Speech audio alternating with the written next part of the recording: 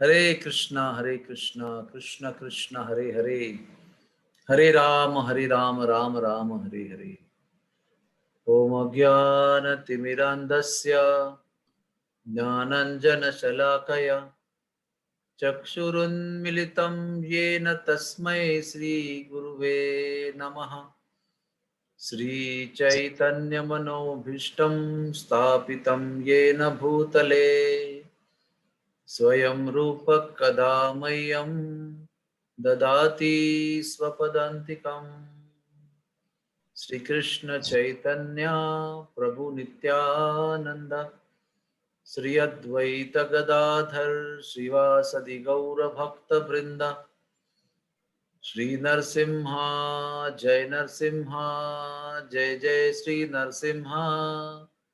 प्रहलादेश जय पद्म मुख पद्म भृंग, उग्रं वीरं महाविष्णुं ज्वलन्तं सर्वतोमुखं, नरसिंहं भीषणं भद्रं मृत्योर्मृत्युं नमाम्यहम्। हरे कृष्णा कृष्ण कृष्णा हरे हरे, हरे राम राम राम हरे हरे।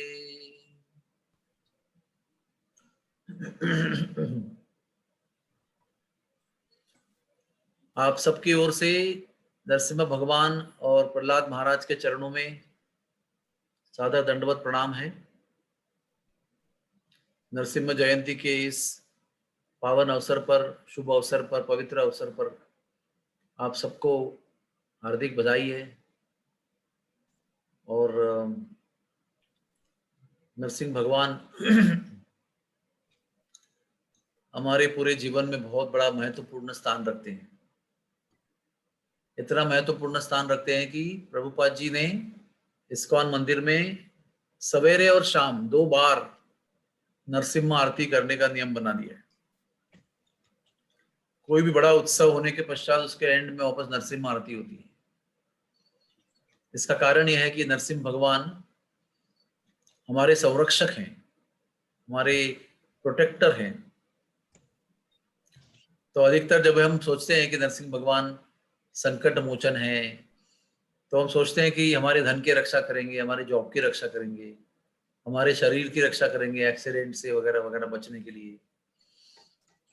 लेकिन नरसिंह भगवान की जो सुरक्षा है वो कई और सूक्ष्म स्तर पर प्रकट होती है, केवल स्थूल स्तर पर नहीं। It is not only on gross platform that Narasimha Dev is protecting us. Narasimha Dev is his protection is very subtle and very spiritual. तो इसलिए नरसिंह भगवान की सुरक्षा जो है वो हमारे सबसे प्रधान, हमारे आध्यात्मिक जीवन के लिए, हमारे आध्यात्मिक जीवन में जो भी संकट आते हैं, बाधा आती है, आपत्तियां आती हैं, उनका निवारण करना नरसिंह भगवान का सबसे पहला प्रेम पूर्ण कार्य है। उसके बाद में फिर सोशल प्रोटेक्शन, इंटेलेक्चुअल प्रोटेक्शन, बौद्धिक सुरक्षा, सामाजिक सुरक्षा, भावनिक सुरक्षा, मानसिक सुरक्षा, और फिर लास्ट में शरीर की सुरक्षा। कहीं यात्रा करने जा रहे हैं तो कोई एक्सीडेंट ना हो जाए, कोई अपघात ना हो जाए, आपत्ति ना आ जाए। लेकिन हर तरफ से नरसिंह भगवान को हमें हमारे आध्यात्मिक जीवन की सुरक्षा करने की प्रार्थना करनी चाहिए, क्योंकि सबसे इंपॉर्टेंट हमारा आध्यात्मिक जीवन है। हमारे आध्यात्मिक जीवन की सुरक्षा हुई, हमारा आध्यात्मिक जीवन संकटों से बचा, अगर हमारा आध्यात्मिक जीवन भ्रम से बचा, तो फिर हमारा जीवन सफल है। फिर बाद में बाकी सारी चीजें तो कर्मों के अनुसार होती रहती। माया के साथ युद्ध करते समय बहुत ज्यादा सुरक्षा हमें आवश्यकता है नरसिंह भगवान की ओर से। नरसिंह भगवान का सहारा लेने से माया का संघर्ष आसान हो जाता है।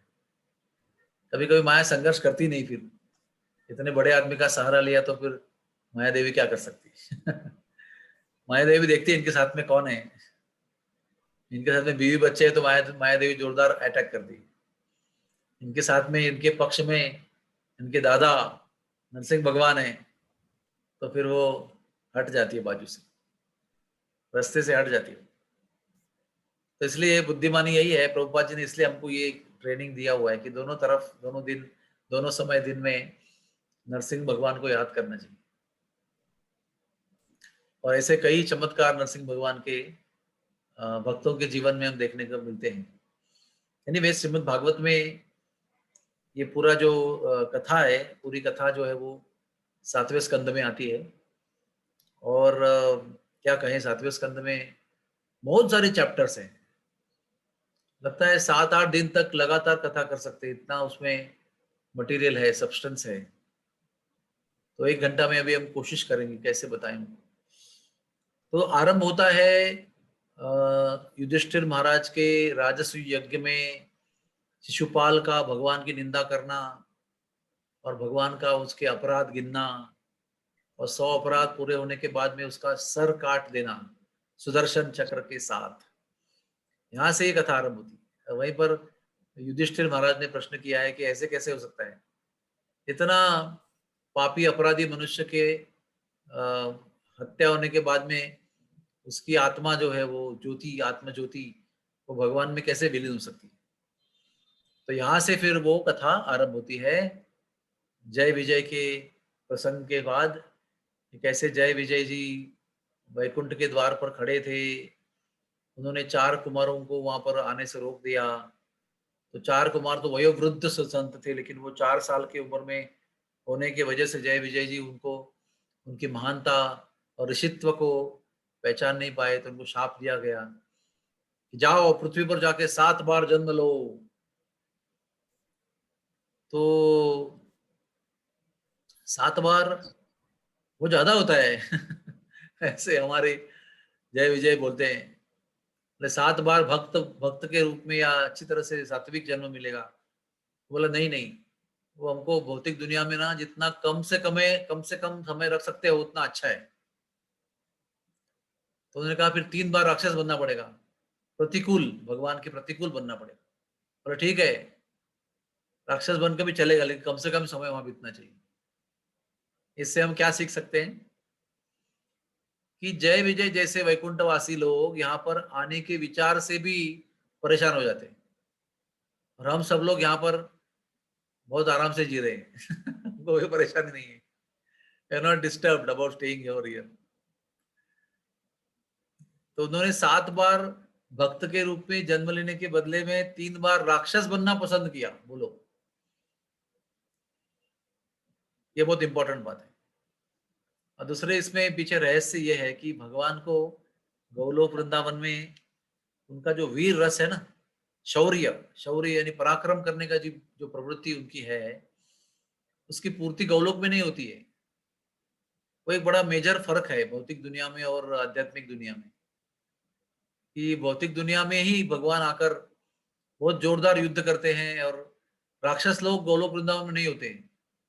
वही भक्त लोगों को चुनते हैं, वो जय विजय जैसे उनको यहाँ नीचे भेजते हैं लीला करने के लिए, और अपनी पराक्रम करने की जो प्रवृत्ति है उसकी पूर्ति कर लेते हैं, उस भूख को पूरी कर देते हैं।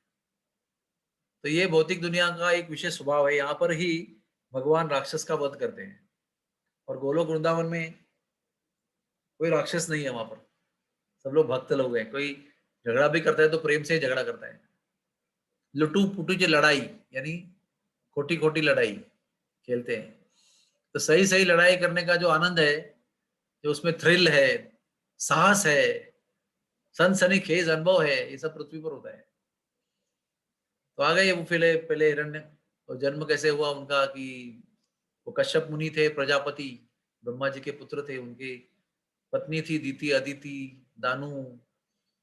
तो दीति जो थी वो अचानक एक बार बहुत काम वासना से लिप्त हो गई।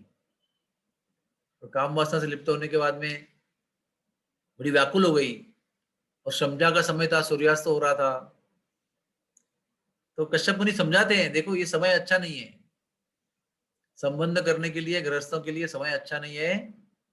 इसमें से होता ऐसा है कि संध्या के समय शंकर जी महाराज अपने गणों को, भूतों को, प्रेतों को लेकर आसमान में घूमते रहते हैं, कि उस समय जो जीव नर मादी संबंध करते रहते हैं उनके गर्भ में ये प्रवेश करवा देते हैं भूत प्रेतों का।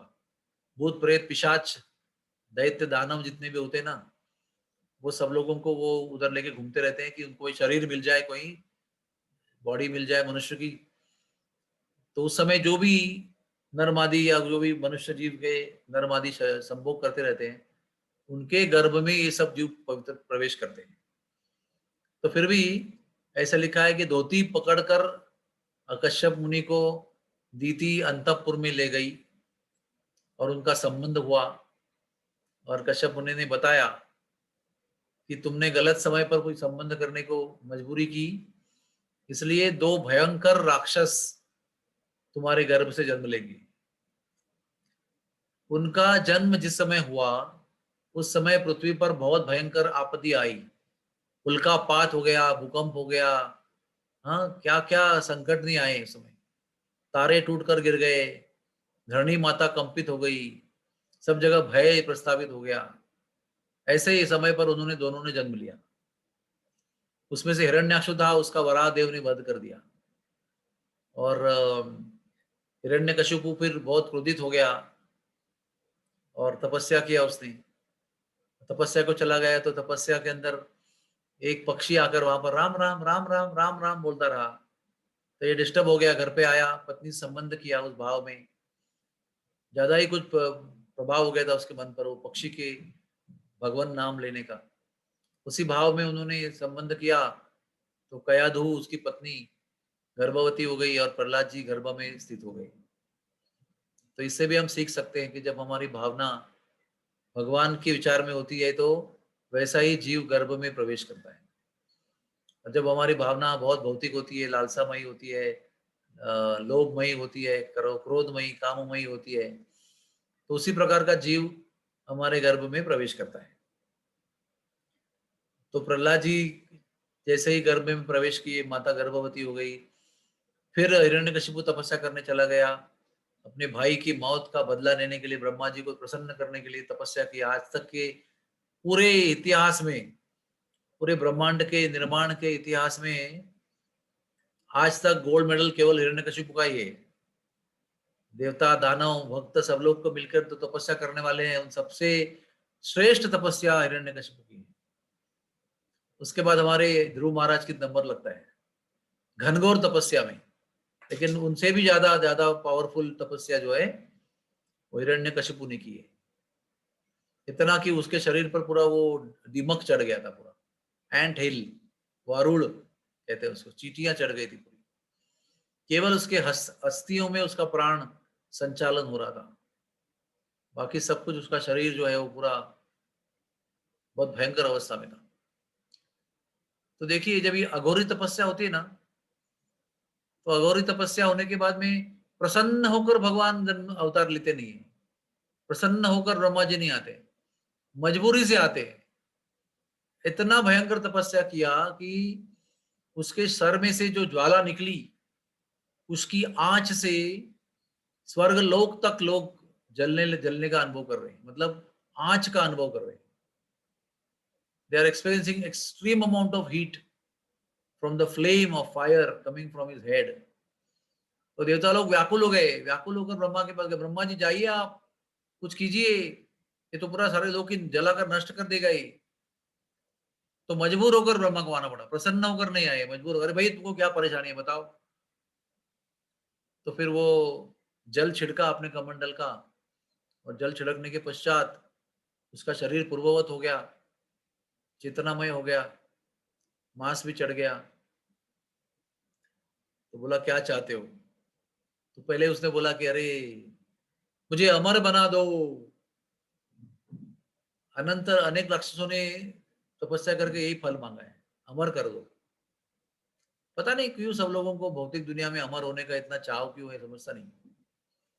इतना दुख है यहाँ पर, इतना त्रिगुण ताप है, त्रिविध ताप है, त्रिगुणों का प्रभाव है, कर्मों का खेल है, कर्म फल का बंधन है, इतने कष्ट है हर प्रकार के। फिर भी ये देवता लोगों को या दानव लोगों को पता नहीं अमर होने का इतना चाव क्यों है। तो ब्रह्मा जी कहते हैं अरे भाई मैं खुद भी मृत्यु से बद्ध हूँ, मैं खुद भी एक दिन मरने वाला हूँ। तो जो खुद मृत्यु से बद्ध है, वो शक्ति होती तो पहले खुद पहले अपने आप को मुक्त करता ना, मैं खुद अपने आप को अमर बना देता। तो हिरण्यकशिपु को लगा कोई बात नहीं, मैं बहुत बुद्धिमान हूं, मैं कैसा भी करके उनके मुख से ये ऐसा वरदान निकाल दूंगा जिससे मैं मरूंगा ही नहीं। तो उसने फिर मृत्यु किस किस कारण से होते हैं उसकी एक लिस्ट बनानी पूरी। शस्त्र से होता है, अस्त्र से होता है, दिन में होता है, रात में होता है, जल में होता है, थल में होता है, आकाश में होता है, मनुष्य से होता है, जानवर से होता है, क्या क्या जो भी मुमकिन है सब कुछ लिस्ट बना दिया और प्रस्तुत कर दिया ब्रह्मा जी को कि भाई हम इन चीजों से हमारी मृत्यु नहीं होनी चाहिए। तो ब्रह्मा जी ने तथास्तु बोल के हंसते हंसते चले गए, तो उनको पता था इसमें भी खोट है। उसको ये पता नहीं था कि मनुष्य से भी वध नहीं होगा, जानवर से भी नहीं होगा, देवता से भी नहीं होगा, लेकिन भगवान ऐसा एक रूप बना सकते हैं जो उसका कॉम्बिनेशन हो, वो ना मनुष्य है ना जानवर है ना देवता है। ये उसको पता नहीं था। ऐसा है ना, लोभ जब होता है ना, कोई व्यक्ति लोभी होता है, कामी होता है ना, तो उसकी सद असद विवेक बुद्धि जो है ना वो नष्ट हो जाती है। The rational intelligence is lost when you are too much attached to sense gratification. भौतिक दृष्टि से आप साइंटिस्ट होंगे, हाँ, बहुत ज्यादा बुद्धिमान, आईक्यू हमारा 140 के ऊपर होगा, लेकिन जब तक भौतिक वासना होती है ना, तब तक वो जो बुद्धि है, सद असद विवेक बुद्धि, जिसको हम लोग ट्रांसेंडेंटल इंटेलिजेंस कहते हैं, जो भौतिकता और आध्यात्मिकता के में फर्क समझा दिए, जो जीवन में सार क्या है और असार क्या है वो जाना पता कर देती है, ये बुद्धि जो है ना वो मनुष्य जीवन की सबसे बड़ी देन है हमारे लिए। और हम लोगों को उस बुद्धि की याचना करनी चाहिए, न कि वो बुद्धि जो हमें साइंटिस्ट बनाए और अच्छा धन कमाने के लिए, अच्छा भोग लेने के लिए और उत्कृष्ट और कुशल बनाए। तो चला गया वो। और जब हमारी तपस्या तमोगुण में होती है, या गलत उद्देश्य से होती है, या स्वार्थ से प्रेरित होती है, या जन कल्याण के लिए प्रतिकूल होती है, तो क्या होता है, जब ऐसा तपस्या करने के बाद जो वरदान मिलता है ना, वो वरदान हमें बहुत गर्विष्ठ बना देता है, बहुत गर्व से चूर कर देता है। देखो रावण ने भी वरदान प्राप्त किया तो क्या हाहाकार मचा दिया, हिरण्यकशिपु ने हाहाकार मचा दिया, इतना हाहाकार मचा दिया कि सबसे पहले जाकर सब देवताओं को मार पीट कर भगा दिया अपने स्थानों से, और पूरा 14 भुवन का राजा बन गया वो, और सारे देवताओं को अपने घर में नौकर बना दिया। कुछ लोग भाग गए, कुछ लोग पकड़ पकड़ के लाया उनको, और बहुत निम्न सेवा में लगा दिया, और इतना भय पैदा किया, सब जगह यज्ञ बंद, पूजा बंद, आरती बंद, सब बंद। ओम नमो हिरण्यकशिपाय नमः, यही बोलना है सबको। कोई यज्ञ नहीं करना है, सारा यज्ञ जो उसके लिए ही करना है। सारा समय समय चक्र बदलने का प्रयास किया, सारे सृष्टि के नियम बदलने का प्रयास किया। हम लोग अभी उसका उस आतंक का विचार भी नहीं कर सकते, क्योंकि आज के आतंकवादी तो केवल बम फोड़ते हैं, कुछ नहीं करते। उसका इतना आतंक था, एक साथ में एक व्यक्ति 14 लोगों में आतंक मचा सकता है, इतनी शक्ति थी उसके अंदर। और भवे भी उठाएगा ना अपनी, तो इंद्र आदि देवता कांपते थे आकाश में भय से। इतना शक्ति थी उसके अंदर, इतनी शक्ति।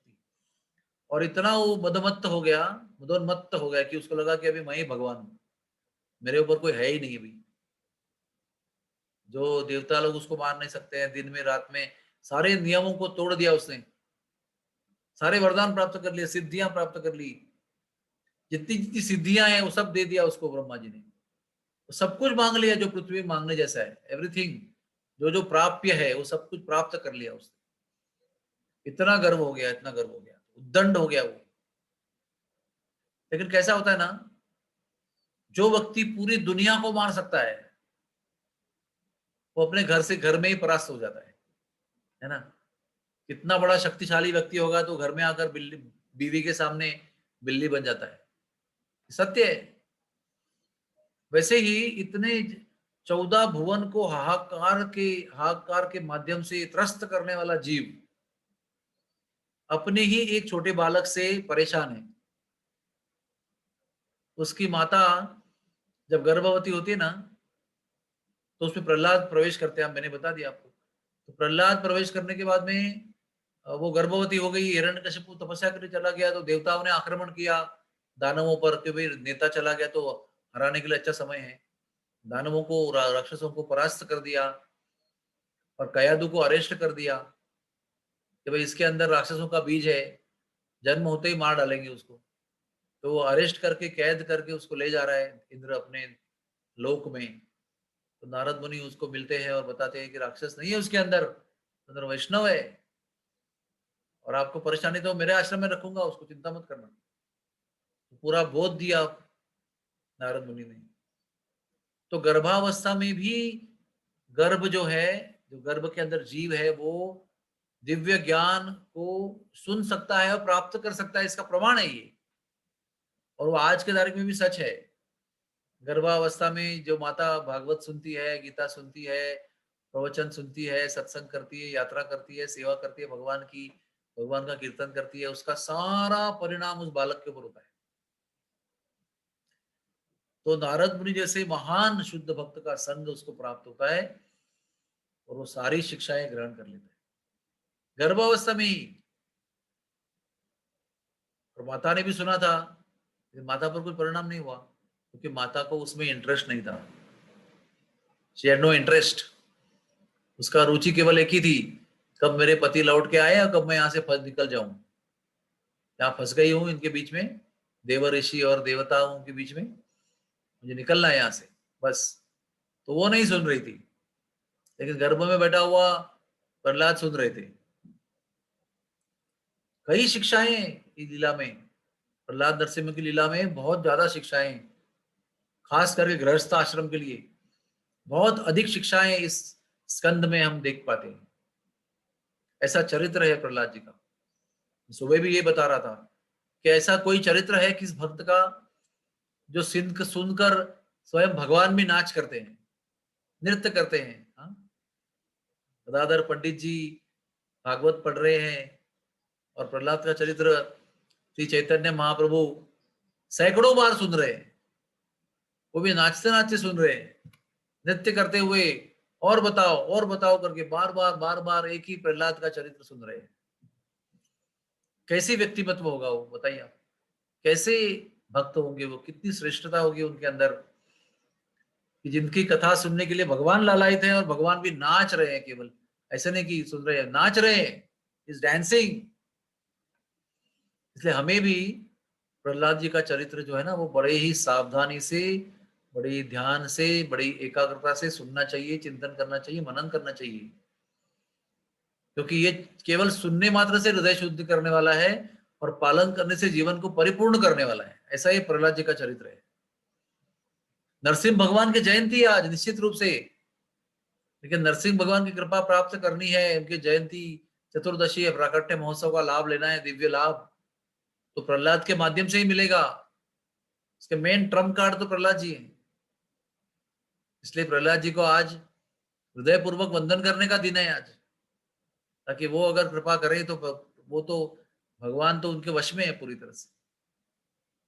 उनकी कृपा प्राप्त करने के लिए बहुत आसान मार्ग है प्रहलाद जी को प्रसन्न करना, उनकी पूजा करना, उनका ध्यान करना, उनका चरित्र सुनना। तो प्रहलाद जी के कई गुण हैं।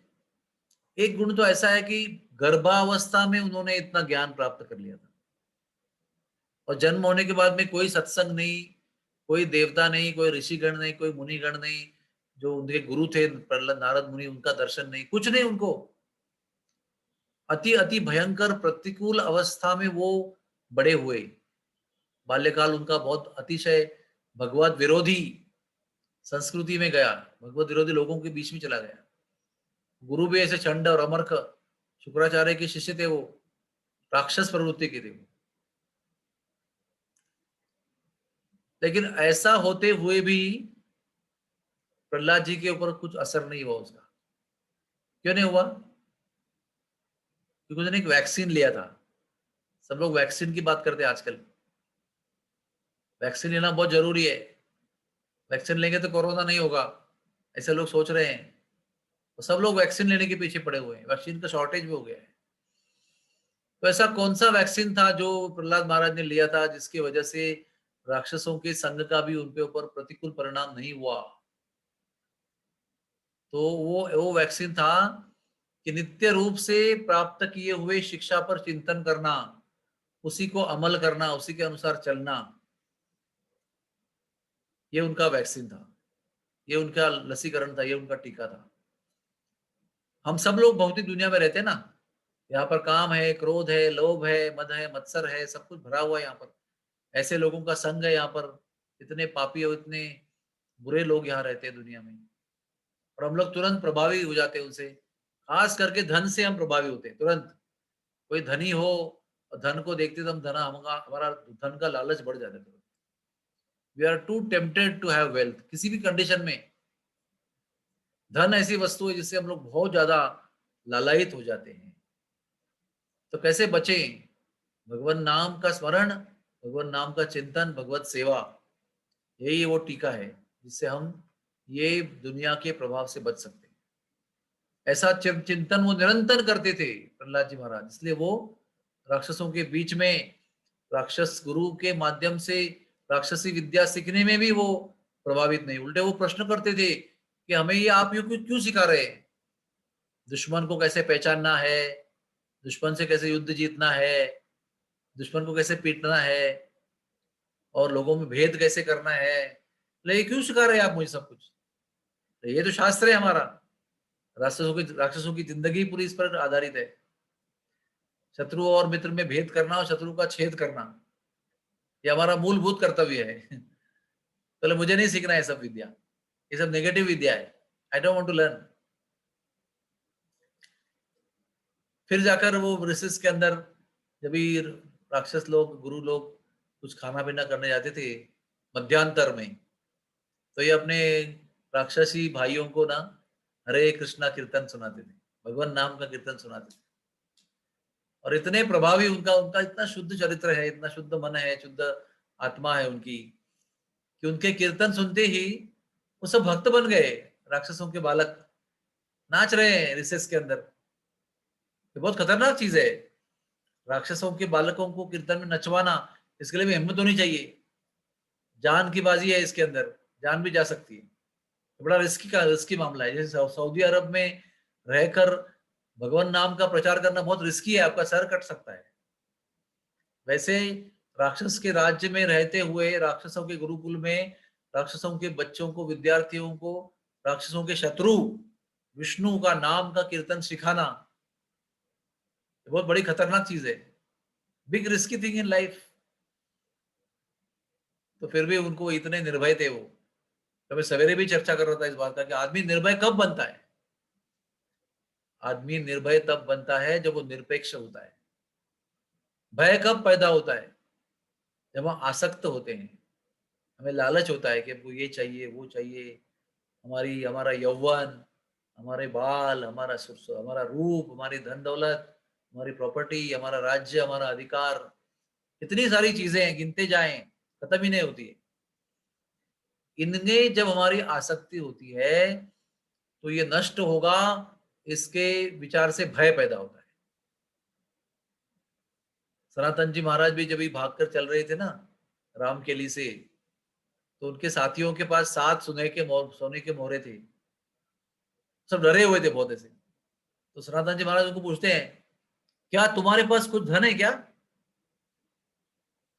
उन्हें बराबर डायग्नोस कर लिया, ये डरे हुए हैं, मतलब इसके पास कुछ धन दौलत है, इसलिए वो डरे हुए हैं कि भाई वो कहीं खो ना जाए। तो बोल रहे थे, हाँ हमारे पास 7 सोने की कॉइन्स हैं, सोने की मोहरे हैं। अरे मूर्ख हो तुम, इस 7 सोने की मोहरे की वजह से तुम्हारी जान चली जा सकती है, मर सकते हो आप, वध हो सकता है आपका। और पता ही चला कि होटल का मालिक था ना, आश्रम का वो मालिक, वो ये 7 सोने की मोहरों के लिए उनका वध करने वाला था। तो वो 7 मोहरे थी, इसलिए वो 7 मोहरों को, स्वर्ण मोहरों को, स्वर्ण मुद्राओं को खोने का डर था। तो डर कैसा पैदा हुआ? खो जाएंगे इसलिए डर पैदा हुआ। तो डर पैदा होता ही है आसक्ति की वजह से। और जहां निर्भयता होती है उसका मतलब क्या है? वहां आसक्ति नहीं है, कोई लॉस नहीं है, कोई गेन नहीं है। जब कोई लाभ और हानि की संभावना नहीं होती ना, तभी आदमी निर्भय हो जाता है। जब लाभ हानि का गणित चलते रहता है ना, तभी भय उसमें बना रहता है। तो ये षड विकार है ना, इनका भाई है भय। षड विकारों के साथ में रहता है। जहां पर काम क्रोध लोभ मत्सर रहते हैं ना, वहीं पर भय भी रहता है। और जहां पर काम क्रोध लोभ मत्सर को भगाया जाता है, उसके साथ में भय को भी भागना पड़ता है। ही कैन नॉट स्टे कि सब काम क्रोध निकल गया और भय रह गया, ऐसा नहीं होता है कभी। तो ये बहुत समझना जरूरी है। प्रहलाद जी हमको सिखा रहे हैं, कोई आसक्ति नहीं उनको, कोई चाहत नहीं है किस चीज की। राजपुत्र थे वो, लेकिन बड़े दृढ़ निश्चयी थे वो। जो भी उन्होंने जीवन में किया, जीव के कल्याण के लिए किया, निर्भय होकर किया। उनको जितना कष्ट हुआ ना, उतना आज तक किसी भक्त को नहीं हुआ। आज तक कोई भक्त को कष्ट होता है, हमें सबको कष्ट होता है, तो हमको पता पूछना चाहिए कि क्या हमारा कष्ट प्रहलाद जैसे कष्ट जैसा है क्या? तो कुछ मायना रखता है वो, कुछ महत्व रखता है। लेकिन प्रहलाद जैसा कष्ट किसी ने सहन नहीं किया आज तक। एक भजन करने के लिए, भक्ति करने की बात कर रहा हूं मैं, बहुत इंपॉर्टेंट है ये। लेकिन एक विचार करने जैसी बात ऐसी है कि प्रहलाद को इतना कष्ट सहन करने की कोई जरूरत नहीं थी। There was no need. उनको केवल अपने पापा को यस सर कहने की जरूरत थी बस। जो बोलेंगे यस सर, पापा आप जो बोलेंगे वैसा, नो प्रॉब्लम, जैसा बोलेंगे वैसा मैं करूंगा। तो कोई उनके ऊपर आतंक नहीं होता, कोई कष्ट नहीं होता, कोई पीड़ा नहीं होती उनको, कोई जान पर बाजी नहीं आती उनकी। आराम से एक दिन पापा के बाद में वो राजा बनते, 14 भुवन के मालिक बनते, कोई प्रॉब्लम नहीं था। लेकिन यस सर कहना जो है ना, वो भक्तों के लिए इतना आसान नहीं होता है। भक्त लोग यस सर खाली भगवान के आदेश और सिद्धांत को ही कहते हैं। कोई प्रतिकूल सिद्धांत को भक्त कभी यस नहीं करते हैं, चाहे जान चली जाए, लेकिन भी वो असत्य का वो कभी भी स्वीकार नहीं कर सकते। असत्य पूर्ण सिद्धांत को स्वीकार नहीं कर सकते हैं। ये भक्तों की बड़ी खासियत है। अगर हमारे जैसा कोई स्वार्थी व्यक्ति होता ना, बोले छोड़ो सिद्धांत को, क्या करना है, जान बची लाखों पाए, यस सर बोलते थे। हाँ, क्योंकि जान ज्यादा इंपॉर्टेंट है ना, जान से इतनी आसक्ति लगी हुई है। क्योंकि जान क्यों प्यारी है? क्योंकि जान के द्वारा भोग मिलेगा, भोग ऐश्वर्य भोगने को मिलेगा इधर, इसलिए जान प्यारी है और जान को बचाना जरूरी है, इसलिए कुछ भी कर सकते हैं। सिद्धांतों को मारो गोली, हु केयर्स। लेकिन भक्त वो भक्त है, वो जान भी चली जाए फिर भी असत्य का स्वीकार नहीं करता, इसलिए वो असत्य का स्वीकार न करते हुए लड़ते रहे बेचारे। वो इतना कष्ट हुआ उनको, इतना कष्ट हुआ। एक पिता अपने बालक को मारने की कोशिश कर रहा है, सोचो। और फिर भी मौत का डर है, सबको पता है, कयादू को पता है, माँ को पता है, सबको पता है, मर जाओ, मर जाएगा बच्चा। ये इतना आतंक मचा रहा है, मतलब पिता के दृष्टि से पिता को इतना कष्ट दे रहा है, मतलब ये मरना मरना निश्चित है, मर जाएगा एक दिन। लेकिन बालक को कोई परवाह नहीं है। टूटो ये शरीर, फुटो ये माथा। हाँ, तुकाराम कैसे बोलते हैं, ये मस्तक टूटने दो, कोई फर्क नहीं पड़ता है। नामाचा गजर होऊ दे। नामाचा गजर जो मतलब नाम कीर्तन चलते रहना चाहिए। शरीर फूट जाए, टुकड़े टुकड़े हो जाए, जान चली जाए, क्या कहते हैं हरिदास ठाकुर? हाँ, अरे यदि खंड खंड ना होई तो, ये शरीर का इतने खंड करो आप, इतने हजारों लाखों खंड करो, फिर भी उससे भगवान नाम निकलना चाहिए, भगवान नाम निकलेगा। चाहे आप चाहे जितने खंड करो, उसके जितने टुकड़े करो, लेकिन हम भगवान के नाम का जप करना नहीं छोड़ेंगे। कितनी श्रद्धा है। हाँ, हरिदास ठाकुर में, प्रहलाद महाराज में, तुकाराम महाराज में इतनी श्रद्धा है। ये श्रद्धा ही उनकी देन है हमारे लिए, कि डरता नहीं भक्त कभी। सबसे ज्यादा भय मृत्यु का होता है, लेकिन सबसे ज्यादा निर्भय भगवान का भक्त मृत्यु से ही निर्भय हो जाता है। कभी भी मरने को तैयार है, कोई प्रॉब्लम ही नहीं है। क्योंकि जब मृत्यु होगी, जिस समय होगी, तो विश्वास है पूरा कि जिस समय मृत्यु होगी उस समय भगवान का मिलन होगा हमारा। तो वी आर वेटिंग, कब मृत्यु होगी, कब मृत्यु होगी, इंतजार कर रहे हैं। तो फिर जिसको मृत्यु का ही डर नहीं, तो उसको और किसका डर लगा दिखा सकते हैं हम? जैसे हमारे रमेश बाबा है ना, बरसाने में रहते हैं, वो मान मंदिर में। जब नए नए आए थे तो मान मंदिर पे उधर ना डाकुओं का अड्डा था। डाकू लोग वहां पर, वो निर्जन पर्वत के टापू पर ऊपर निर्जन जगह थी बहुत, वहां कोई जाने की हिम्मत नहीं करता था। शेर भी आते थे। तो वो ऐसे मान मंदिर के ऊपर वो अपना चोरी किया हुआ सामान रखते थे, वही रहते थे। डाकुओं का अड्डा था पूरा, इतना पवित्र स्थान। तो ये पहुंचे 12 साल की उम्र में वहां पर, तपस्वी बनकर, विरक्त विरक्त बनकर वहां पहुंच गए। तो ये वहां कहां से आदमी आया, तो डाकू परेशान हो गए, धमकियां देने लगे। एक बार बंदूकें तान कर ऐसे खड़े उनके ऊपर, मार डालेंगे आपको, चले जाओ यहां से। तो देखो निर्भय भक्त कैसे होता है। क्या उत्तर दिया उन्हें? अरे इलाहाबाद को घर का घर छोड़कर मरने के लिए तो आए हैं यहाँ पर, मार दो, चाहे मार दो, इच्छा हो तो मार दो। अभी उनको लग रहा था कि मरने के डर से भागेगा आदमी, सबसे बड़ा डर मरने का होता है ना। और ये आदमी निर्भय बिंदास होकर बोल रहा है कि मरने के लिए तो आए हैं, मरना है तो मार दो। अरे महाराज जी को निकालने के बाद भूल जाओ, खुद ही चले गए। ऐसा प्रभाव होता है निर्भय व्यक्ति का। वो कहते हैं ना कि नंगे से खुदा भी डरता है। नंगा का मतलब क्या है? नंगा का मतलब लिटरल नहीं है, नंगा का मतलब जिसको दुनिया में कोई आसक्ति नहीं है, जीवन पर भी आसक्ति नहीं है, ऐसे व्यक्ति को सब डरते हैं। तो हमको ऐसा बनना चाहिए कि साक्षात मृत्यु भी हमसे भयभीत हो। तो ऐसे प्रहलाद जी थे, कितनी हिम्मत थी। अभी भी मैं सोचता हूँ कभी, अभी मैं सऊदी अरब में था कुछ समय के लिए, तो वहां पर कभी छुप छुप के प्रचार करता था। तो मुझे मैसेज आया गुरुदेव का, बंद करो प्रचार, ये हमारा सर काट दिया जाएगा। तो प्रचार बंद कर दिया गया और गुप्त रूप में प्रचार करना शुरू कर दिया। लेकिन कहने का तात्पर्य यह है कि भय जो है ना, वो सबसे बड़ा मृत्यु का होता है। तो कितनी हिम्मत होगी प्रहलाद के अंदर को, इतना बड़ा राक्षस है, विष्णु का शत्रु। वो विष्णु का शत्रु और विष्णु का ही भजन कर रहा है, ये उसके ही घर पे रह के, और चुपचाप भजन नहीं कर रहा है, दूसरों को भी भजन भक्त बना रहा है विष्णु का। कितनी हिम्मत होगी उसके अंदर। और आगे भी देखो, पिताजी बुला रहे हैं उसको, बोल रहे गधे, बेटा बताओ तुमने क्या सीखा गुरुकुल में। तो बोलते तत्साधु मन्ये सुरवर्य देहि नाम। अरे वो जो ड्रामा हुआ था ना, तभी ये डायलॉग बोलते, सब लोग, पूरा ऑडियंस हंस पड़ा था। क्या सुना रहे हैं पिताजी को अपने? अरे पिताजी तुम पागल हो, तुम बड़े भोगी हो, तुमको ऐसा नहीं करना चाहिए, तुमको तो वन में जाना चाहिए, विष्णु का ध्यान करना चाहिए। तो बोला क्या हो गया मेरे बच्चे को, कोई दुश्मन आके उसको पढ़ा रहे कुछ, छुप छुप के कुछ देवता लोग आके पढ़ा रहे, लगता है उसको।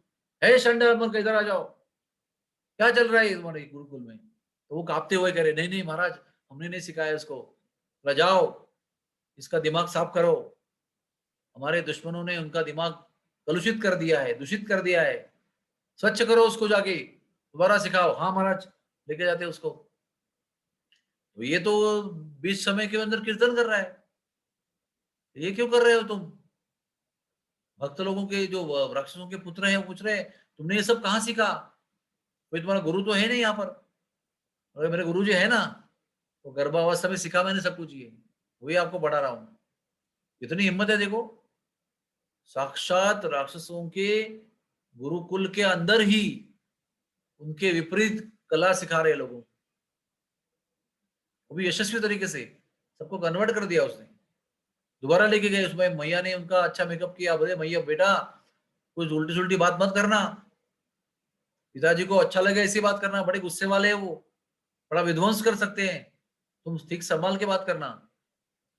तो अच्छा तरह सज धज के श्रृंगार करके भेजा उसको, कि देख के ही पिता के मन में उसके देख के ही वात्सल्य आ जाए उसके ऊपर। गोद में बिठाया, बड़े प्रेम से हाथ रखा कंधे पर, बेटा क्या सीखा तुमने? बोलते हैं, श्रवणम कीर्तनम विष्णु स्मरणम पाद सेवनम अर्चनम वंदनम दास्यम साक्यम आत्मनिवेदनम। हाँ, ये नवदा भक्ति आपको करना चाहिए, यही आपके जीवन का उद्देश्य होना चाहिए। और आप क्या कर रहे हो, उसके विपरीत ही कार्य कर रहे हो। समझ में नहीं आया कुछ, हिरण्यकशिपु क्या चल कर रहा है? अरे मेरे सामने, मराठी में कहते हैं नाकावर टिच्चून, मतलब मेरे नाक के सामने ये आदमी इतनी हिम्मत कर रहा है, मेरे गोद में बैठकर, वो भी क्या हिम्मत है बालक की। फिर चंडामर को बुलाया, उसने पूरे हाथ ऊपर कर दिया, भैया महाराज जी ये हमारा कुछ काम नहीं है, आई कांट टेक रिस्पॉन्सिबिलिटी, इसकी जिम्मेदारी मैं नहीं ले सकते हम लोग। ये बच्चा जो है ना वो अद्भुत बच्चा है, ये हमारे बस का बात नहीं है, पता नहीं कहाँ से सीख के आया है। यहाँ पर कोई किसी की हिम्मत भी नहीं देवता लोग आके उसको पढ़ाए, लेकिन ये हमारे बीच में रह के सब कार्य कर रहा है। महाराज ये बहुत भयंकर चीज है। वैसे कई बार हो गया, मेरे ख्याल 2-3 बार हो गया। तो फिर वो कन्विंस हो गए हिरण्यकशिपु कि नहीं भाई, ये हमारे परिवार में लगा हुआ कर्क रोग है, ये कैंसर है हमारे वंश में लगा हुआ। इसको समय पर काटेंगे ना तो ये हमारा कुल बच सकता है, समय पर नहीं काटेंगे तो हम लोग सभी इस कैंसर से ग्रस्त होकर इधर खुद मर जाएंगे। तो जाओ, राक्षसों को आदेश दिया, जो जैसा लगे उसको मार डालो, जो भी तरीके से आपको मारना आता है। ऐसा फ्री हैंड लाइसेंस दे दिया, फ्री लांसिंग, जो करना है कर सकते हो। और क्या क्या नहीं किया उसके लिए, बोलो आप। अरे जिसको भगवान बचाता है उसको कौन मार सकता है?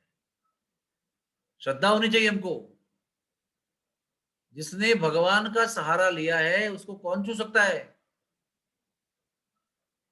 ये हमने जब फ्लैट लिया था ना हमारे मीरा रोड के अंदर, भक्ति वेदांत अस्पताल का कार्यक्रम करने के लिए, तो वो पहला फ्लैट लेने के समय ना हम लोग वो मालिक के घर पे गए थे फाइनल बात करने के लिए।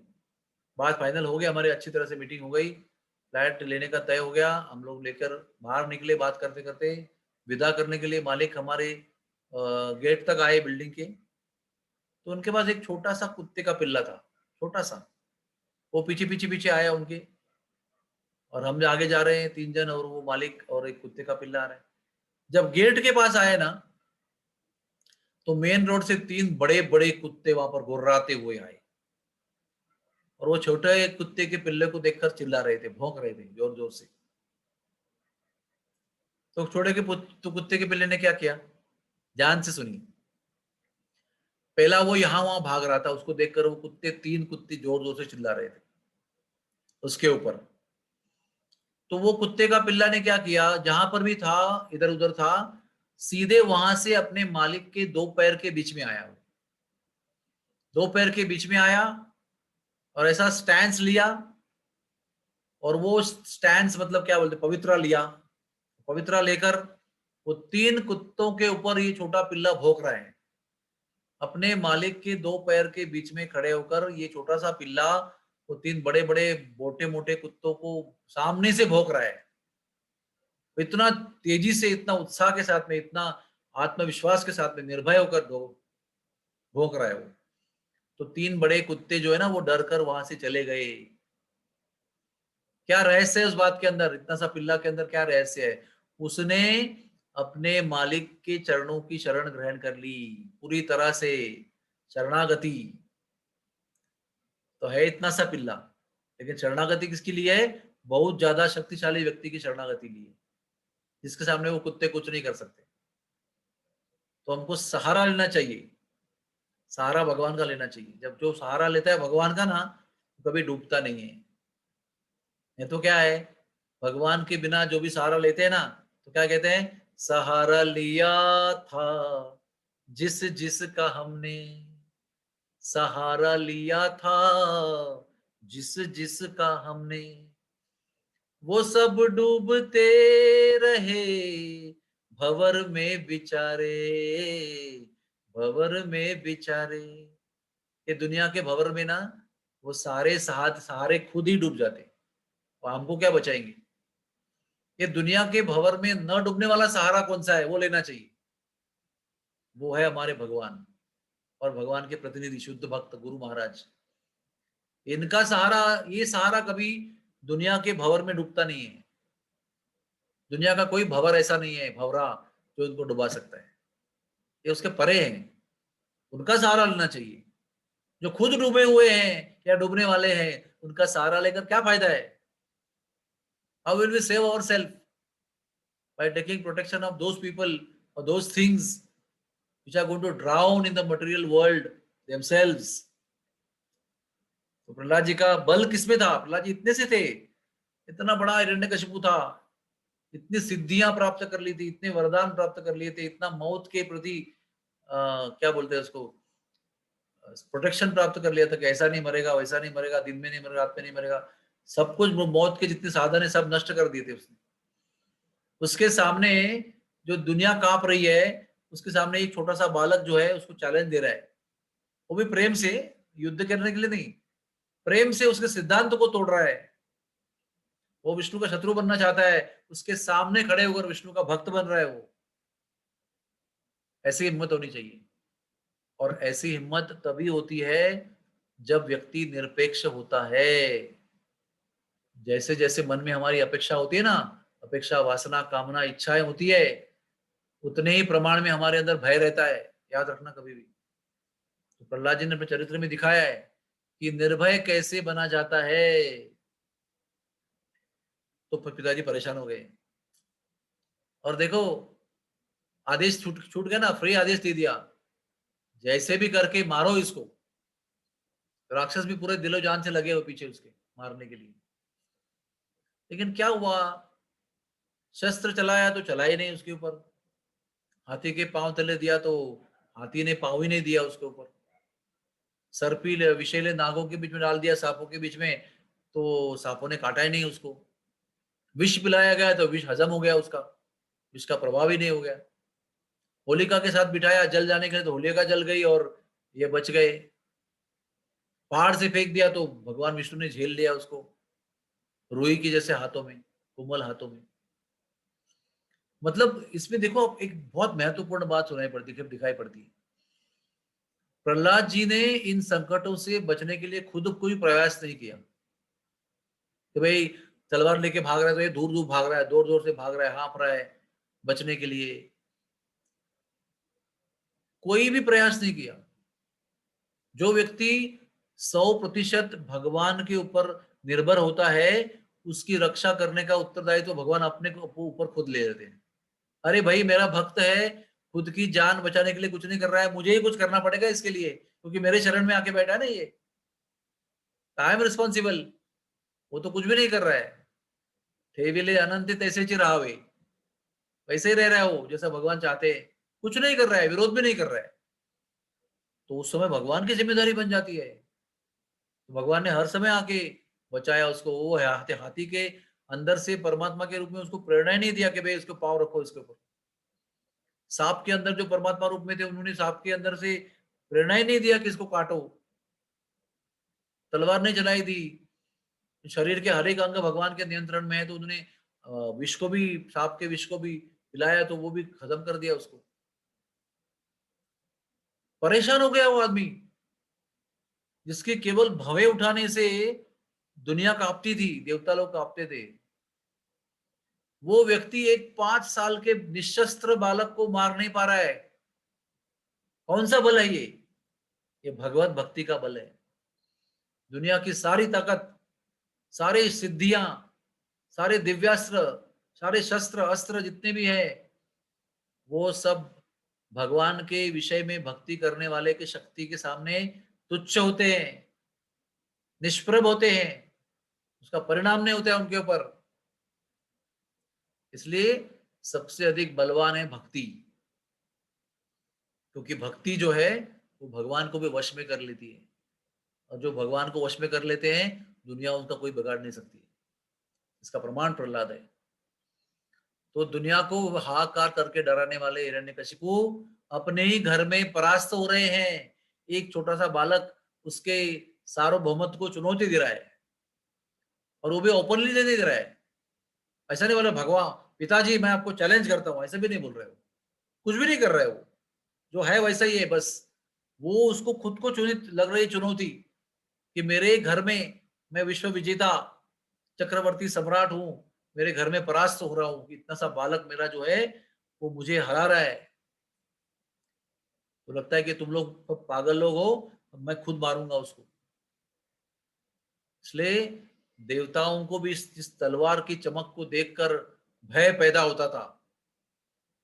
वो तलवार म्यान से निकाल दिया उन्होंने, और तान कर बोला कि देखता हूं तेरा भगवान कैसे बचाता है तुझे। सबसे बड़ा तो पहले प्रश्न पूछा, अरे तेरे को शक्ति कहां से प्राप्त होती है इतनी, तो मेरा बल भी तुम्हें परास्त नहीं कर पाता है। तो क्या जवाब देते हैं कि दुनिया को जहां सबको शक्ति प्राप्त होती है, वहीं से आपको भी प्राप्त हो रही है, वही मुझको भी प्राप्त हो रही है। अपना दोनों का सोर्स एक ही है, वो विष्णु है। मतलब क्या विष्णु विष्णु कह रहे हो, किधर है तुम्हारा विष्णु? वो देव तो कण कण में समाये हुए हैं। अरे कण कण में है, खंबे में भी होंगे, हाँ, इस खंबे में भी है। देखो भगवान कैसे अपने भक्तों के नौकर बनकर रहते हैं। देखो वश में होने का मतलब क्या है? भगवान को उंगली पर नचाते हैं भक्त लोग। एक उंगली दिखाई खाली 5 साल के बालक ने कि इस खंबे में भी है, तो आना पड़ा भगवान को खंबे में अपने भक्त का वाक्य सत्य करने के लिए कि मेरा भक्त बोल रहा है खंबे में है, तो मैं खंबे में आऊंगा, उसके वाक्य को सत्य करूंगा। तो कहते हैं कि प्रहलाद ने उनको पहले से ही खंबे में पूरा मेकअप करके खड़े थे, वो देख लिया था उनको, दुनिया को बाद में दिखाई पड़ा। प्रहलाद को पहले से ही मालूम पड़ा, देखा, उन्होंने दर्शन किया कि खंबे में आधे सिंह आधे मनुष्य का रूप धारण करके पूरा छुपे हुए हैं खंबे में। अभी खंबा टूटने का इंतजार है बस। और वो क्या बोल रहे हैं? देखता हूं तुम्हारे भगवान तुम्हारा कैसा बचाव करते हैं, मेरे से कैसा बचाव करते, देखता हूं मैं, देखता हूं देखता हूं। तो प्रहलाद जी हंस रहे हैं।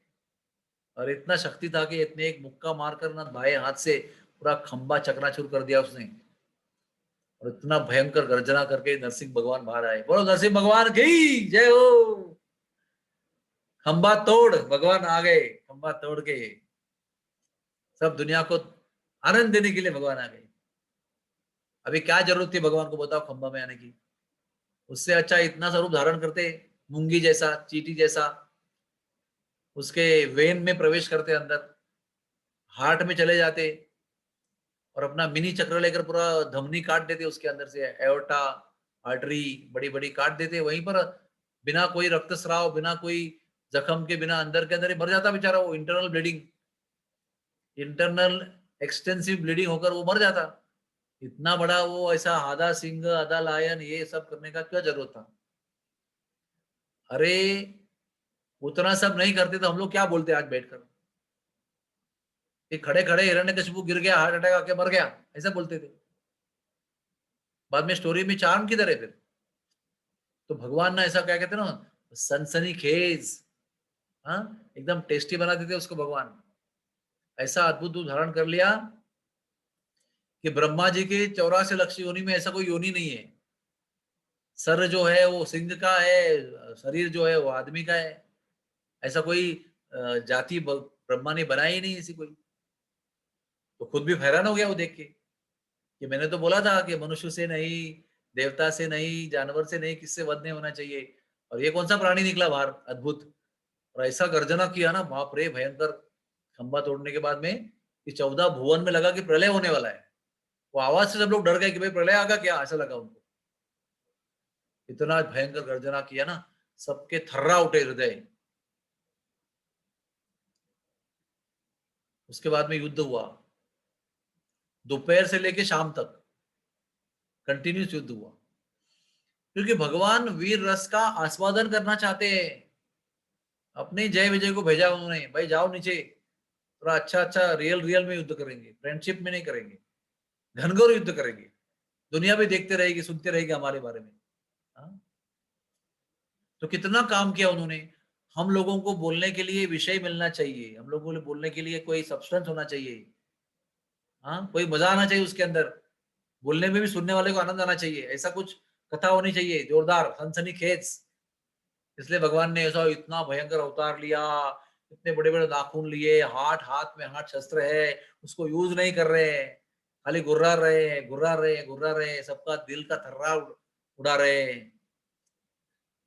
बहुत भयंकर युद्ध किया और सबको टेंशन भी दिया। कभी कभी हारने भी लगे, कभी कभी जीतने भी लगे, कभी कभी हावी हो रहे हैं, कभी कभी परास्त हो रहे हैं।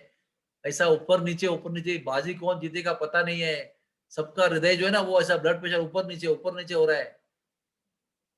सब लोग टेंशन में है, क्या होगा, देवता लोग भी परेशान है, क्या होगा क्या होगा, ये जीतेगा कि भगवान जीतेंगे।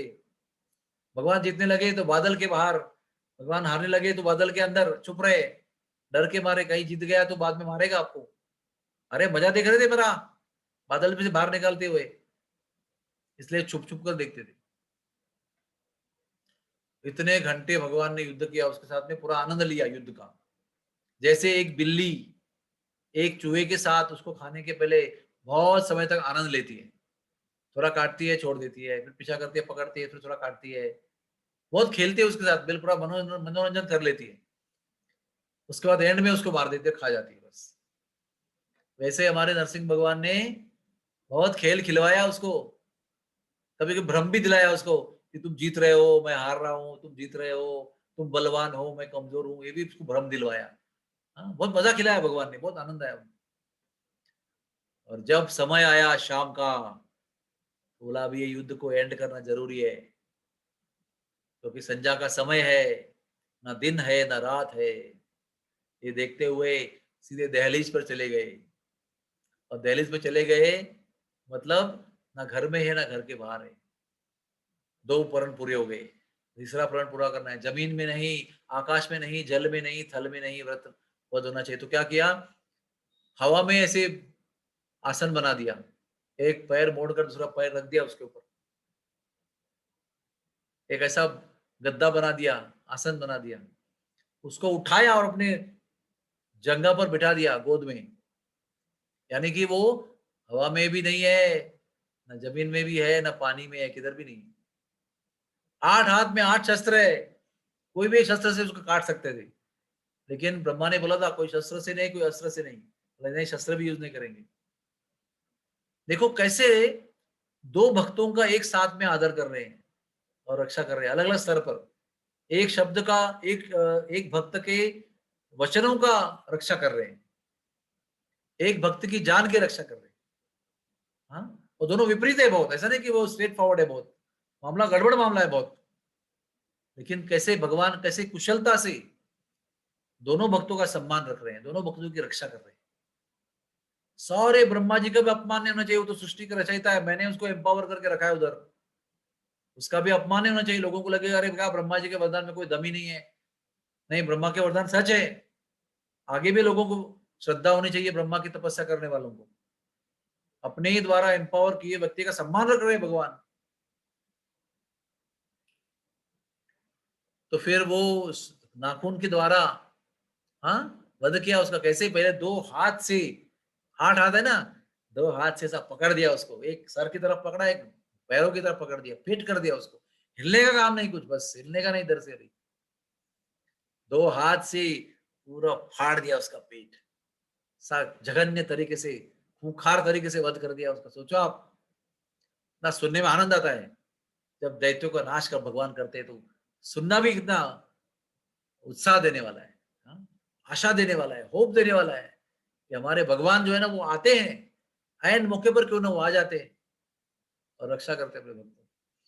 2 हाथ से फाड़ दिया, फिर 2 हाथ से ना पूरी आरती निकाल दी बाहर ऐसी पूरी, और गले में पहन ली, हाँ, विजय माला के रूप में। और गर्जना करते जा रहे हैं सिंह के रूप में। और इतना क्रोध था उनके अंदर, इतना भयंकर क्रोध था, ऐसे कान खड़े पूरे, भवे ऐसी टेढ़ी, लाल लाल कोयले जैसी आंखें, ऐसा स्टैंड लिया था कि अभी देख के भी हार्ट अटैक आ जाएगा किसको, इतना भयंकर स्वरूप था। और इतना पेट फाड़ के बेचारा मर गया वो हिरण्यकशिपु, इतना युद्ध करने के बाद में मर गया वो। लेकिन उनका क्रोध शांत नहीं हो रहा है। उन्होंने फटे हुए पेट में से हाथ डाला अंदर छाती में, और जैसा आम तोड़ते हैं ना पेड़ से, वैसा हार्ट को तोड़ दिया, वहां से हार्ट को तोड़ के सब जमीन पर फेंक दिया, और फिर ढकेल दिया उसको अपनी गोद में से, लात मारकर नीचे फेंक दिया उसको। मेरे भक्तों को कष्ट देता है, क्या हिम्मत तुम्हारी, देखो तुम्हारा सर्वनाश कर देता हूं मैं अभी। ऐसे करके फेंक दिया उसको, मृत शरीर फेंक दिया। तो सारे उसके जो नाती थे, रिश्तेदार थे, राक्षस थे, सब टूट पड़े भगवान के ऊपर। भगवान ने सबको काट डाला अपने उंगलियों से, बस कोई शस्त्र का उपयोग नहीं किया, सब लोगों को काट डाला, खत्म कर दिया पूरा। ऐसा लगदा बना दिया पूरा, दलदल बना दी पूरी, मांसों की और हाथों की और पैरों की और कटे हुए सरों की। फिर भी गुस्सा शांत नहीं हो रहा है। सोचो आप, कितना गुस्सा था। एक मूर्तिमान क्रोध जो है ना, उसका पूरा प्रमाण दिया उन्होंने कि क्रोध क्या चीज होती है। इतना गुर्रा रहे थे अभी भी। और सारे देवता लोग अभी ये मरने के बाद आश्वस्त हो गए, मर गया बेचारा वो, अभी हम नीचे आ सकते हैं, एक प्रॉब्लम नहीं है, डर नहीं, डरने की जरूरत नहीं, बादल के पीछे छुपने की जरूरत नहीं है अभी। तो आ गए नीचे सब लोग। लेकिन फिर भी उस सभा में किसी की हिम्मत नहीं हो रही है भगवान के सामने जाने की, सब लोग कांप रहे हैं। और ये अकेला प्रहलाद जो है ना वो निर्धास थे उधर। क्यों निर्धास थे? कोई अपेक्षा ही नहीं है, ये मिलेगा वो मिलेगा, ये चाहिए वो चाहिए, कोई अपेक्षा ही नहीं मन के अंदर उसकी। निर्दास्त होकर खड़ा है। और ब्रह्मा भी कांप रहे हैं, सब लोग ब्रह्मा को बोले ब्रह्मा जी आप जाओ शांत करो उनको, उनको भी हिम्मत नहीं हो रही है। और ये कभी देखा नहीं। अब फिर लक्ष्मी को पूछते हैं, लक्ष्मी बोलती है कि मैं पहचानती नहीं इनको, ये कौन है, I don't know who is he. क्योंकि ऐसा स्वरूप तो मैंने वैकुंठ में कभी देखा नहीं था, तो मुझे पता नहीं ये कौन है, ये आई डोंट नो हिम। तो मैं जा सकती नहीं उनको मिलने के लिए। लक्ष्मी भी हार गई, देवता भी हार गए, शिव जी ब्रह्मा सब हार गए। तब जाकर छोटे से प्रहलाद के ऊपर ध्यान गया उनका। वो तो मुस्कुराते हुए खड़ा है आराम से वहां पर, अपने प्रिय भगवान का दर्शन कर रहा है। बोले बेटे प्रहलाद, ये लो फूलों की माला, और अब तू ही जाके पहना देना भगवान को, तो तेरे सिवा कोई नहीं कर सकता है कुछ। तो प्रहलाद ने आनंद से अगर माला ली, हाँ बाकी सब लोग कांप रहे हैं, माला खाली ट्रांसफर कर रहे हैं, तू कर तू कर तू कर। ऐसे बड़े प्रेम से माला हाथ में लिया, और बड़े प्रेम से भगवान के पास जाकर वो माला भगवान को पहना दी। जब क्रोधी व्यक्ति को अपना प्रिय व्यक्ति सामने आता है ना, सो क्रोध नष्ट हो जाता है। जैसे ही प्रहलाद को देखा ना, सारा क्रोध शांत हो गया। भगवान के मूर्तिमान, क्या कहते हैं, क्रोध को भी आसानी से नष्ट करने की शक्ति भक्त में होती है। एक क्षण में सारे भगवान को क्या बोलते हैं ना, उसको डिफ्यूज कर दिया पूरा क्रोध को। क्या बल है भक्ति के, देखो आप सोचो, ये भक्ति क्या चीज है। भगवान को पूरा ऐसा वश में कर देती है पूरा। भगवान तो अभी भी कांपना चाहते हैं क्रोध से, और भक्त ने आकर उसको पूरा डिफ्यूज कर दिया कंप्लीट। एक क्षण के अंदर सब देवता भी हैरान हो गए। जब भगवान को शांत होते हुए देखा ना, तो सब आए, फिर ब्रह्मा इंद्रा सब आ गए उधर प्रणाम करने के लिए। तब के आगे कोई आने की हिम्मत नहीं हो रही थी किसको। अरे भगवान ने गोद में बिठा लिया अपने बालक को, प्रहलाद को, और जैसे सिंह अपने बछड़े को चाटता है ना, वैसे भगवान ने चाटा उसको प्रेम से। कितना प्रेम करते हैं भगवान अपने भक्तों पर। किसी भी रूप में आएंगे तो उसी पर्याप्त रूप में, परिपूर्ण रूप में अपने ऊपर, भक्त के ऊपर प्रेम जताते हैं। देखो कितने भगवान हमारे महान है। हम लोग क्यों चुकते हैं, अभी भी हम लोग क्यों झिझकते हैं भक्ति करने के लिए, क्यों श्रद्धा नहीं रखते हम लोग, कि एक अंगुली निर्दिष्ट करने के बाद में इतने अद्भुत रूप में तत्क्षण पैदा हो गए भगवान।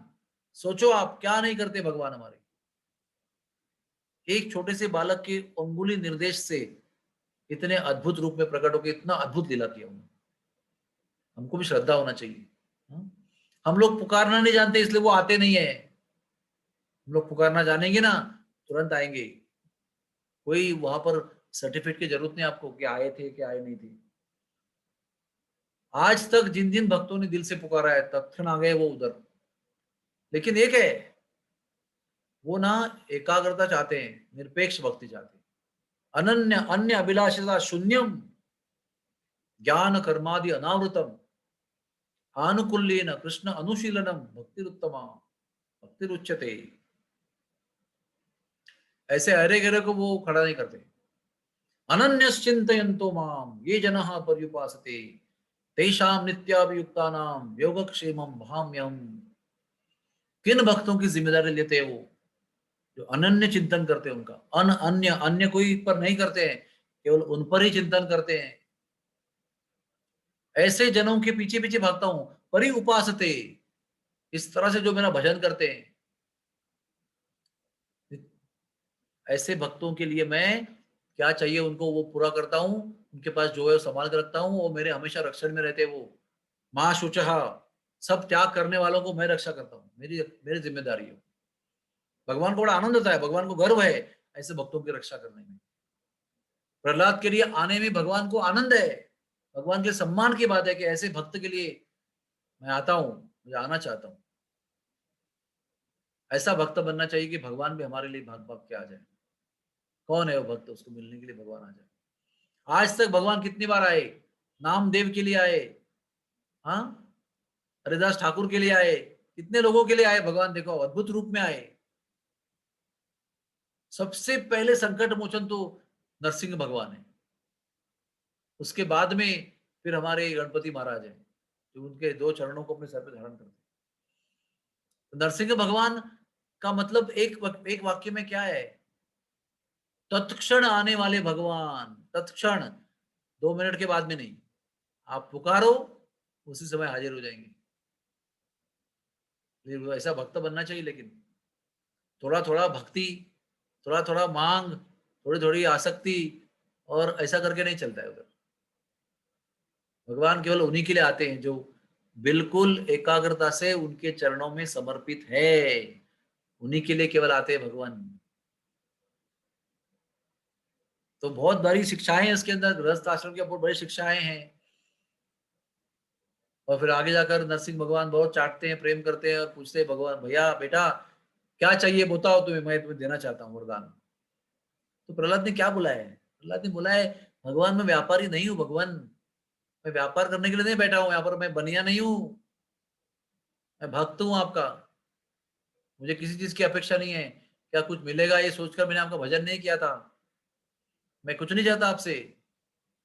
फिर भगवान ने जिद किया, तो भगवान ने जिद किया, उनको आनंद हुआ होगा, इसलिए प्रहलाद ने कुछ मांगा। बोले मांगा भी कैसे? वो भी परमार्थ के लिए मांगा, स्वार्थ के लिए कुछ नहीं मांगा, परमार्थ के लिए मांगा कि भाई मेरे पिता बहुत पापी है, पता नहीं कौन से नरक में जाएगा, कब तक शायद रहेगा वहां पर, इसको बेचारे को मुक्त कर दो। हमारे भगवान भी बड़े चैंपियन हैं। अरे तो पिताजी की बात कर रहे हो, तुम्हारे पीछे की 10 पीढ़ी, तुम्हारी ये पीढ़ी, तुम्हारे आगे वाली 10 पीढ़ी, 21 पीढ़ियों का मैं उद्धार पहले से कर चुका, ऑलरेडी स्टैम्प साइन करके डिलीवर कर दिया मैंने वो ऑर्डर, वो जीआर भेज दिया मैंने ऑलरेडी, सब देवताओं को पहुंच गया वो। इस व्यक्ति के 21 पीढ़ियों का उद्धार करना है आपको। एक भक्त होना चाहिए परिवार में, ज्यादा की जरूरत नहीं है, बहुत चमकते हुए सितारों की जरूरत नहीं है, एक चांद होना चाहिए बस। प्रभुपाद भी यही कहते थे, ऐसा चांद थे वो, भगवान को भी गौरव देने वाले थे वो। ऐसा कोई चरित्र नहीं है जिसको सुनकर भगवान भी नाचे, वो प्रहलाद का चरित्र है। और फिर एंड में क्या हुआ? भगवान जाने लगे, भगवान ने कुछ समय बिताया, भगवान ने प्रहलाद को योगा सिखाया है, योगा नरसिंह के रूप में, वो भी उसकी मूर्ति उधर ऊपर है सिंहाचलम में। फिर जाने का समय हुआ तो प्रहलाद जी बोले, अरे भगवान आप जा रहे हो, मैं रह नहीं पाऊंगा आपके बिना, I will not be able to stay without you. तो भगवान ने तुरंत एक उग्र नरसिंह की मूर्ति निकाल के दी उसको, बोले इसका पूजन करो, इसके रूप में मैं हमेशा आपके साथ में रहूंगा। और फिर प्रहलाद जी उस मूर्ति का पूजन करते रहे। और ये मूर्ति अभी हमारे गांव में है, मुल्की में, मुल्की उग्र नरसिम्हा, मैंगलोर के पास में, 25 किलोमीटर दूर है वहां से। अभी वो बताने को समय नहीं हमारे पास। तो ये मूर्ति को छोड़कर बलि महाराज को साथ में सुतल लोग चले गए, प्रहलाद जी महाराज। जब वही नरसिंह भगवान वामन देव बनकर आए ना, तो वो गए उधर द्वारपाल बनने के लिए सुतल लोक में, उसके पीछे पीछे प्रहलाद भी चले गए, वही मूर्ति को किसी को दे दिया उन्होंने। और ये प्रहलाद जी अपने पोते के गौरव को देखने के लिए उसके दरबार के दरवाजे पर द्वारपाल बनकर बैठे हैं भगवान के साथ। अभी तो भगवान और भक्त साथ साथ रहते हैं, गेट पर द्वारपाल के रूप में वॉचमैन बन के खड़े हैं। पर क्या कर रहे हैं वहां पर बैठकर? भक्तों का चरित्र, मतलब भगवान भक्तों का चरित्र गा रहे हैं, बलि महाराज का चरित्र का वर्णन कर रहे हैं दोनों बैठकर, कि बलि कितना महान भक्त है। आनंद ले रहे हैं बहुत बलि का चरित्र का वर्णन करने में। एक से एक भक्तों का वर्णन भागवत में दिया है, देखो आप। और भगवान ने अपना जबान, अपने वचन को मान रख, क्या किया, उसको सम्मान किया, वचन का पालन किया, कि मैं नहीं वध करूंगा तुम्हारा, आगे की 10 पीढ़ियां भी मेरे लिए अभय वरदान दिया मैंने। तो बलि का वध नहीं किया, उल्टा बलि को वरदानों से भर भर के समृद्ध कर दिया उन्होंने।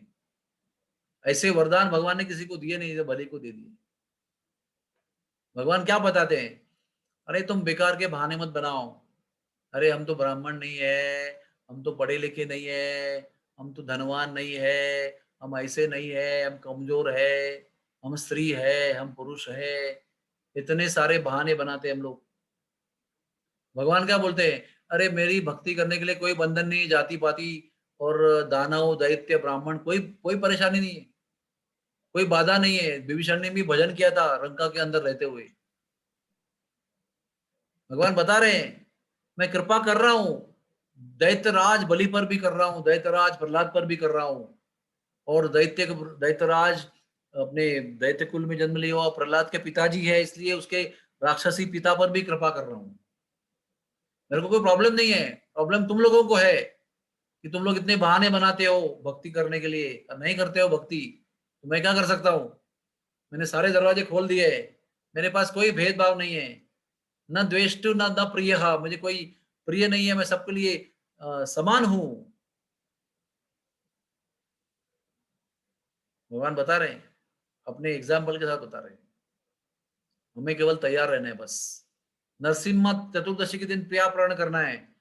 भगवान सबसे पहले नरसिंह भगवान के पहले प्रहलाद को मिलो, उनके चरणों में गिड़गिड़ाओ, उनको वंदन करो, उनको शरणागति स्वीकार करो, वो जाके आपको उठा के भगवान के चरण में डालेंगे। अपने आप भगवान के चरणों पे जाने का प्रयास मत करना, प्रहलाद के द्वारा ही चले जाना, तब आपको गारंटी कृपा मिलेगी, आशीर्वाद मिलेगा। ये बहुत इंपॉर्टेंट है समझना।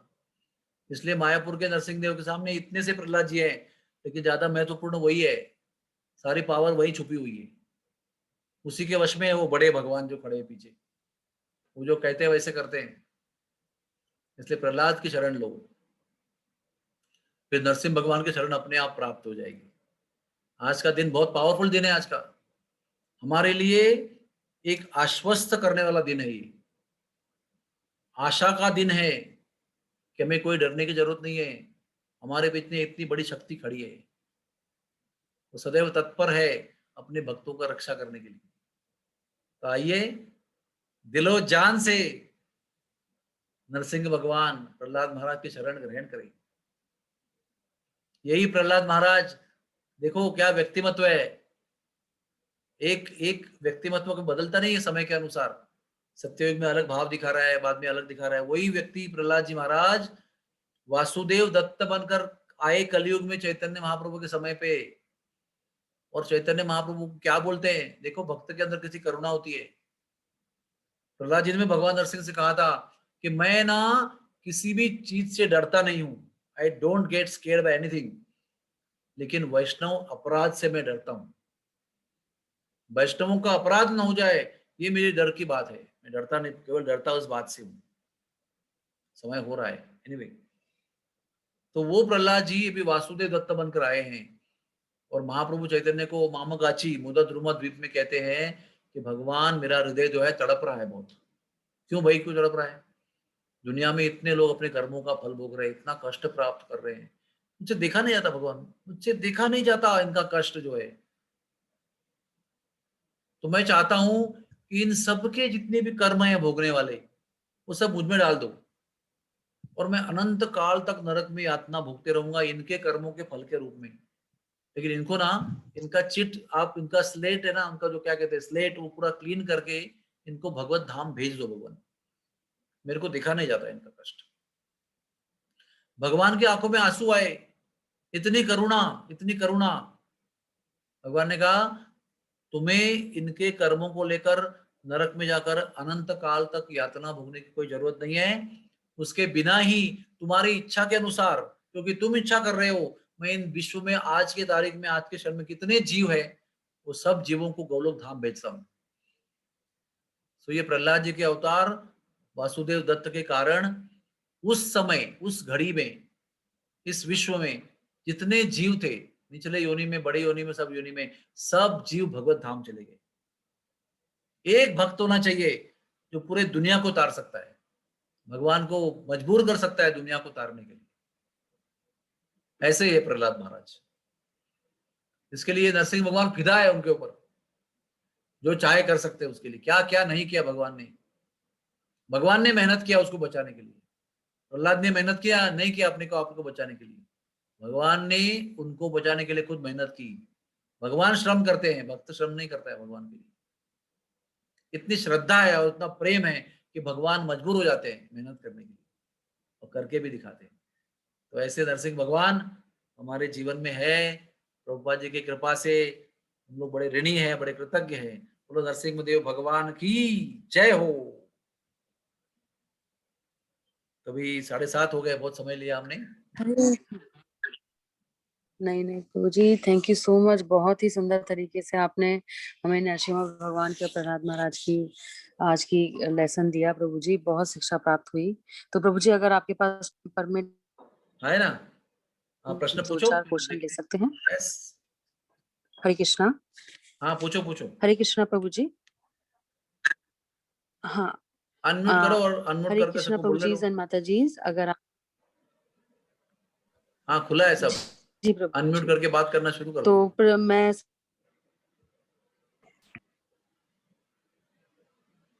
प्रद्युम्न प्रभु पूछ रहे हैं।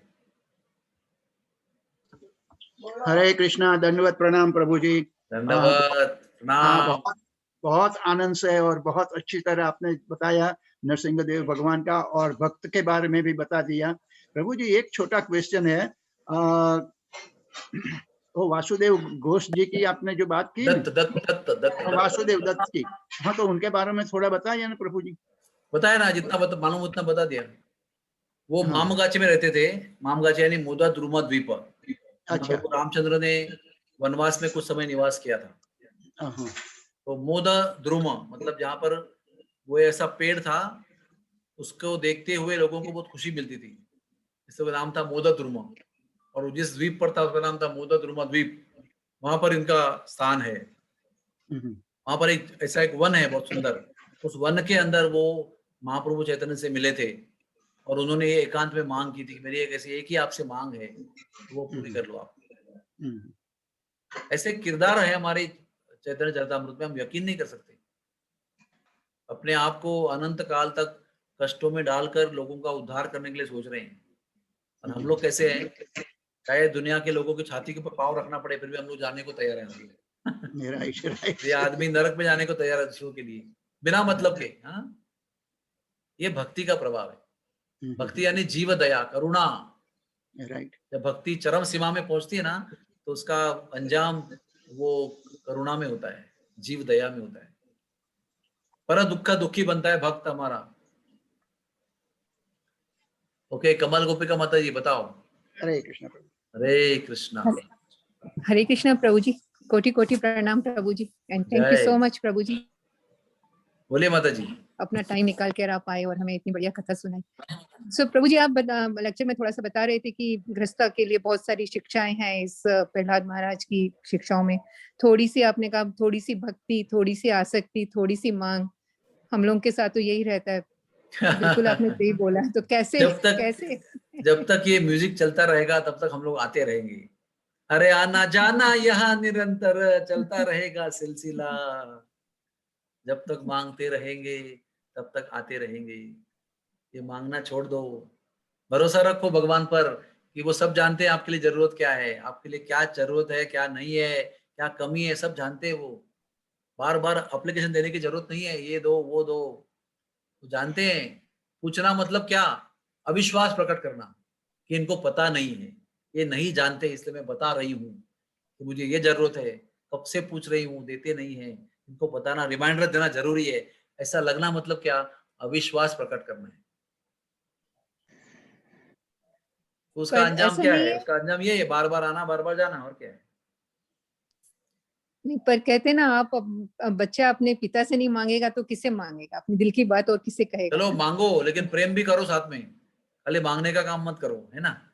हम लोग कैसा है, हम लोग धनवान व्यक्ति को नहीं चाहते, धनवान व्यक्ति के धन को चाहते हैं खाली बस।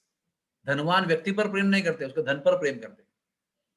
भगवान चाहते हैं कि मेरे मेरे क्या क्या कहते हैं उसको, मेरे पास जो जो कुछ है उस पर प्रेम मत करो, मुझ पर प्रेम करो कि मेरे पास जो कुछ है सब आपका है, डोंट वरी अबाउट इट। सब वसीयत आपके नाम पे लिखी हुई है। The meek and the humble inherit the kingdom of God, ऐसा बाइबल में लिखा है। जो मेरे भक्त हैं वो मेरा सारा राज्य जो है ना उनका ही है, सारा पूरा राज्य उनका है। The kingdom of God belongs to my devotees. तो क्या बार बार मांगने की जरूरत है, श्रद्धा रखो, बस उनके नाम का भजन करो। प्रहलाद ने क्या मांगा था, बोले मैं आपके भक्तों की सेवा करते रहूं, उनका अपराध न करते रहूं, बस इतना ही चाहिए, और मुझे कुछ नहीं चाहिए, मैं बनिया नहीं हूं, मैं कुछ मांग करने के लिए यहाँ पर नहीं आया हूँ। तो भगवान के नाम का भजन करने से ना सब संतृप्ति हो जाती है, ये जो मांगने की प्रवृत्ति भी नष्ट हो जाती है। इतना बड़ा शक्ति है भगवान के नाम। ये भगवान के नाम के ही बल ने प्रहलाद को बचाया। ओम नमो भगवते वासुदेवाय कहते हुए कोई शस्त्र का, अस्त्र का, राक्षस का प्रभाव नहीं हुआ उसके ऊपर, अग्नि का प्रभाव भी नहीं हुआ, कोई बाल भी बाका नहीं हुआ उसका, एक नाम के प्रभाव से केवल। देखो आप कितनी शक्ति है नाम के अंदर। दुनिया की सबसे बड़ी ताकत भी उसके विरुद्ध थी, वो भी बाल भी बाका नहीं कर सकी एक बालक का। सोचो, तो सहारा ऐसा लिया हुआ है, ऐसा सहारा लो कि जो कभी डूबेगा नहीं, सब डूब जाएंगे, वो सहारा नहीं डूबेगा, ऐसा सहारा स्वीकार करो, फिर सब हमारे सब बेड़े पार हो जाएंगे। कोई चिंता करने की जरूरत नहीं है, ऐसा करना है वैसा करना है, don't worry about it, just surrender to the lord. तो देखो क्या क्या चमत्कार होता है, यकीन नहीं करेंगे आप, ऐसे चमत्कार होंगे आपके जीवन में। थोड़ा मौका दो भगवान को चमत्कार करने का, कम से कम मौका तो दो। मौका देंगे तो वो कुछ करेंगे और दिखाएंगे आपको क्या चमत्कार कर सकते हैं, है कि नहीं? यस यस, जय हो जय हो जय हो। Thank you. और कोई प्रश्न है? Anybody else? अनंत कुमार प्रभु जी, आप अनम्यूट कर सकते हैं। कौन है बताइए प्रभु जी। बस नहीं, प्रश्न नहीं है मेरा, प्रश्न नहीं है प्रभु जी, बस बहुत आनंद आया प्रभु जी। प्रभु जी आवाज नहीं आ रहा। हाँ, नहीं प्रश्न नहीं है मेरा। हरे कृष्णा, आ रहा है आवाज? बिल्कुल आ रही है, हरे कृष्णा। हाँ, बस हाँ नहीं, प्रभु जी, प्रश्न आ नहीं रहा है, है आवाज। बस नहीं, आज कोई प्रश्न नहीं है मेरा, कोई प्रश्न है। बहुत बहुत बहुत आनंद आया प्रभु जी, आप आते रहिए, हमको कथा सुनाते रहिए। हरे कृष्णा प्रभु जी। जय हरि कथा अनंता, हरि अनंता, हरि कथा अनंता। जय हो। हरे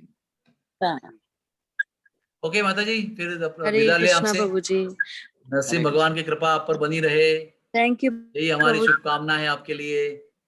और हरे सभी धन्यवाद प्रभु पार्थ जी। सारथी फाउंडेशन के जितने भक्त Thank you, लोग हैं वो सब अभी आनंद में रहे, भगवान के हरे शरण में रहे और भगवान के नाम का आनंद ले।